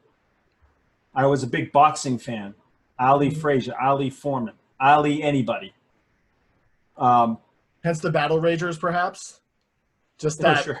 Just. Well, that's Foreman, right? Yeah. Put your head down and charge. Yeah. I love. Actually, it's Frazier. That's Frazier. Yeah. Foreman was just bigger than everybody. Yeah. But I love watching the dance, whether it's the Ali Frazier chess matches or Ali rope-a-doping Foreman. I love watching Nadia Comaneci take things to the whole new level, or Olga Korbut take things to a whole new level. We're seeing it again now with Simone Biles, who's just amazing. I can't even believe human beings can do that. I loved watching Torval and Dean dance the bolero in the ice dancing in the Olympics, which today I can't watch without crying. It's like, this is art. This is if you've never watched it, Google it. You can't get a remastered version. I wish someone would remaster that. The music's a little dull in the back. Yeah. A little fuzzy picture. But watching Torval and Dean in those powder blue outfits dancing the bolero is one of the sexiest, artistic, erotic, amazing things I've ever seen. Yeah. It's beautiful, front to back. Perfect. Perfect. Never been outdone in my mind. Yeah. Watching Secretariat win the Belmont. Yep. You could see the horse cared. And I know a lot about horses. They care. Yeah. They're competitive. Yeah. I'm super competitive. My whole family is. To a flaw. To a fault, I mean. But I always watch sports. And I marvel at the way, first it was Julius Erving, right? I used to watch Dr. J perform. And I'd be like, that is physical brilliance. So I paid attention. I just paid attention. And then I would watch like The Princess Bride, the fight scene, Dread Pirate Robert and the Nagel Montoya on top of the cliff, right? I would watch the one I had just mentioned, Princess Bride and Crouching Tiger, Hidden Dragon. I watched movies like that, and I watched the way they move. I would watch like the old Bruce Lee movies. Oh, yeah. And I know that it was speeded up, and this was that, but the amazing movement that these people, the fluidity, the balance. It's all about balance. Yeah. And so when I'm writing the fight scenes, I'm watching it in my head, and what I bring to it is the sentences will get shorter, the paragraphs will get smaller, the verb to be gets thrown away, The heart rate. It's all action. And as the fight scene is heating up, the sentences are getting fast. Bang, bang, bang, bang, bang, bang, bang. Yeah. I'm trying to get your pulse moving as fast as my pulse is moving when I'm writing it. Mission accomplished. That's how I do it. Wow. And the reason I did it is frustration. Because all of the older fantasy books, nobody was even writing the fight scenes. They might describe a big battle, like tactically, Henry V style or something. But I didn't get in the ring with someone.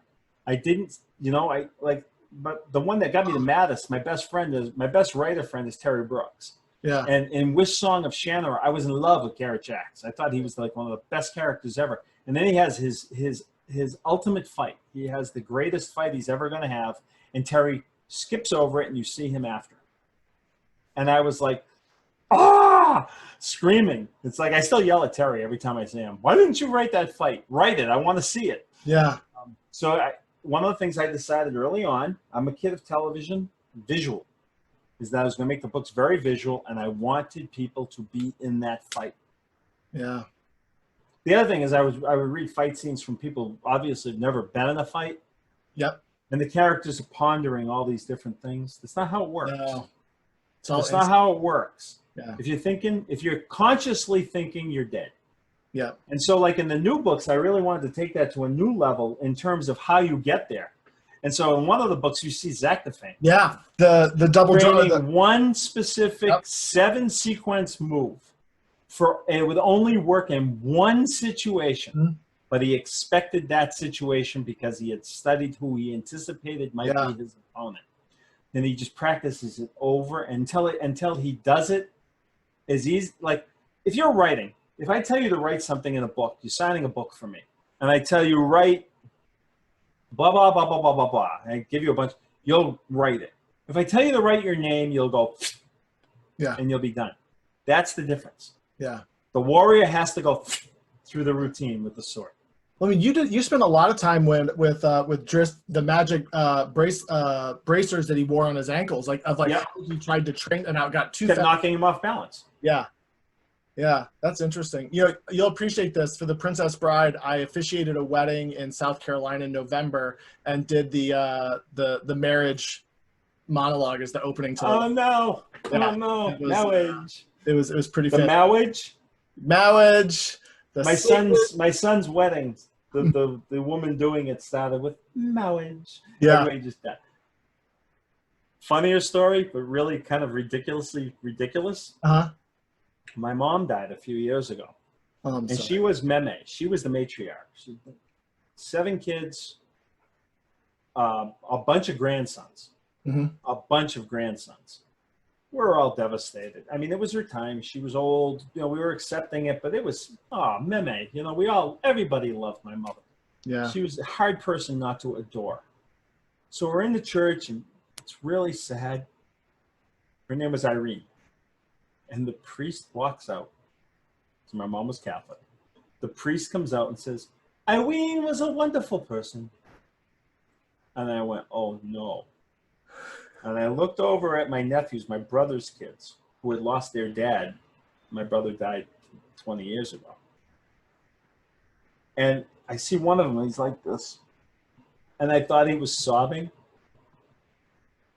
They were all trying not to just fall off the pew laughing. Oh.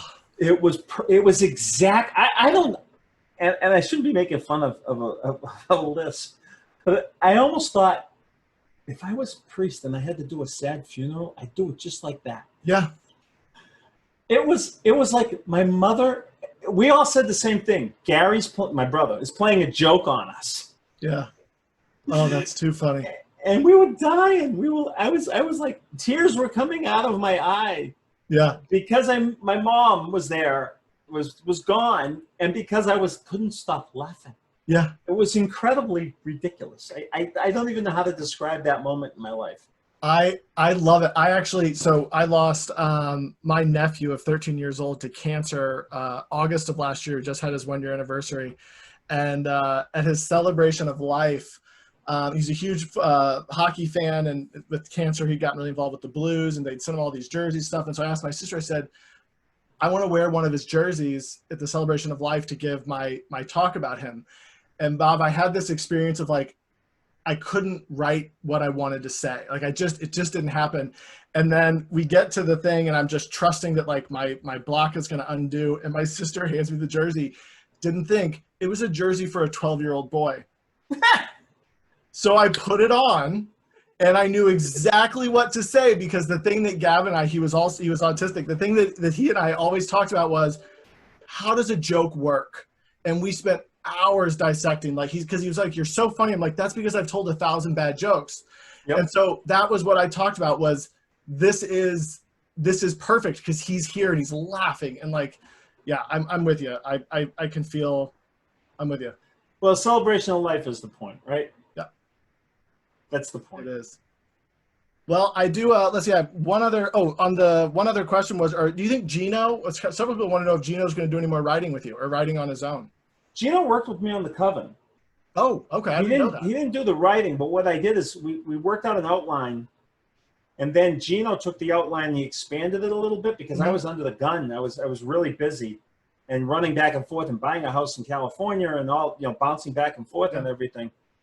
And then he became my kind of, he would punch me with his ideas, And the ending of that series, which I'm incredibly satisfied with, was in no small part because of him. And yes, I hired him. It was legitimate. The only reason I asked him, do you want your name on the book? Yeah. And he said no, because the sales would be better if his name wasn't on the book. And I did the writing.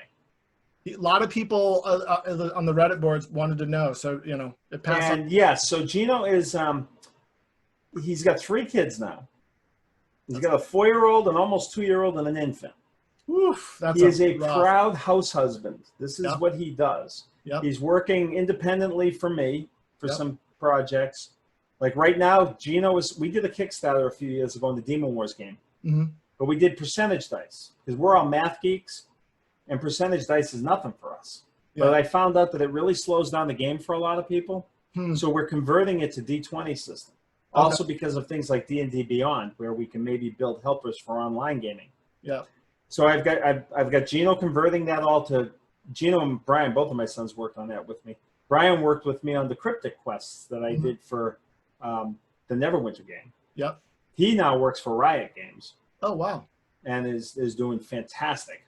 Wonderful. Gino does freelance game design, freelance writing, and he's finally starting to think of what do I want to be when I grow up. But now it's what do I want to be when my kids grow up and I'm not, and they're all in school because I want not to decide. Like I told you, I'm 38 and I'm just now figuring. Well, he's in his 30s too, and he's starting to figure it out. That's my point. There you go. But life will always change it. Life will always make. My daughter had this complete trajectory to her life, and it got completely upended by a tragic event, and she's rebuilding herself from scratch, and I couldn't be prouder. Yeah. The woman she's become from the darkness, she has emerged as a hero in my mind. That's beautiful. So is Gino going to work with me again? I don't know that he has the time right now. Yeah. When I go back to Demon Wars, I mean, he'll be doing the game stuff, but that's not deadline stuff. When I go back to writing Demon Wars, we'd have to talk about it and see if there's a way he could be a part of it. He's a nice helper when I'm working. He's smarter than I am on a lot of things. He's a hell of a writer on his own. He wrote the Stone of Tomorrow more than I did. Wow. That was his story, his characters, his books. I got to do the scenes like remember in the Halflings Gem when the pirate ship, when the Bruner and the Flaming Chariot crashes down. I got to rewrite that scene from the point of view of Gino's character because he was in the hold of a different ship at that time. Oh, those books take place right alongside that. Yeah. But Gino wrote those books. I was more of an editor than a writer, and those books are fantastic. That's exciting. So I don't know. I don't know what he's going to do. He'll find something. Yeah. And I don't know how much longer I'm writing, honestly. I was seriously contemplating retirement. Why'd you stay? I got bored. Yeah. Took the 4 months off and got bored. Yeah. But I was actually contemplating doing one more series, the Coven series, and that was it. After Wizards stopped writing. And then I had this idea, like, maybe we can go to Wizards and they'll let me license the characters. And we can give them, and we had to work out the details. And then they said, okay. And then I went out and got a contract to do Drizzt books. Huh. That's exciting. Well, Bob, I can't thank you enough for all the time you spent with me, and I appreciate answering all the questions and all the questions from your fans Sure. online. Is there anything else you want to talk about, or any other anything else coming up that you want to share, or anything else we can hit? Okay, 2 plugs. One that ties in with your bad jokes. Anybody who wants signed books, even personalized, like Happy Birthday, Hudson, I want one. My birthday is November 2nd. Okay. go to rasalvastore.com. I see. That's my wife's online bookstore. And she's got all the titles there that are available. So I got to give that plug because she's done such a great job. Can't even believe how many Relentless I signed between R.A. Salvatore, which is a guy who became a friend of mine, who was a fan who started that website. And I own copyright on e-signings because I came up with that idea when my brother was sick in 98. And we copyrighted the term e-signings because I thought it might be a thing. Yeah. We started building it, and then when I disbanded that business that I had started just so my brother would have something to do, my gaming group started a little side business. When that business disbanded, I let the guy who had created a website for me, and he did it only because he didn't want someone to buy the URL and then blackmail me. And I loved it so much, I said, just keep it. I gave him the e-signings at rasalvatore.com. Between his e-signing and my wife's e-signing, I spent a week straight signing books. Wow. Oh my God. We filled my garage. It was amazing. I saw pictures online. It was amazing how many books we did. Well, you're going to get one more from me, that's for sure. Well, Diane, I signed a bunch today. She for all the books, because she has all the old ones too. Oh, wow. So anyway, I had to give that plug. And then the other thing I would say is to my Drizzt fans, I'm going to do the same thing I do every time. Please read Demon Wars and then thank me later. And go read The Coven right now. I think you'll love Child of a Mad God and the 2 following books. I really do. And other than that, it's like, thanks for being on the road of adventure with me, to all of them, because it's been an incredible, wonderful journey. I got no complaints. None. Well, thank you, Bob. I'm a lucky guy. Yeah, I feel lucky to have quite literally spent the past 30 years reading with you, and then to have today to spend a couple hours with you has been pretty magical. So everybody, you heard him, rasalvastore.com. The link will be below on the video. Do yourself a favor, go read Demon Wars and The Coven, not just from Bob, but also from me. Do it, you'll love it. And thank you, Roarbots, and everybody else for all of the time and listening.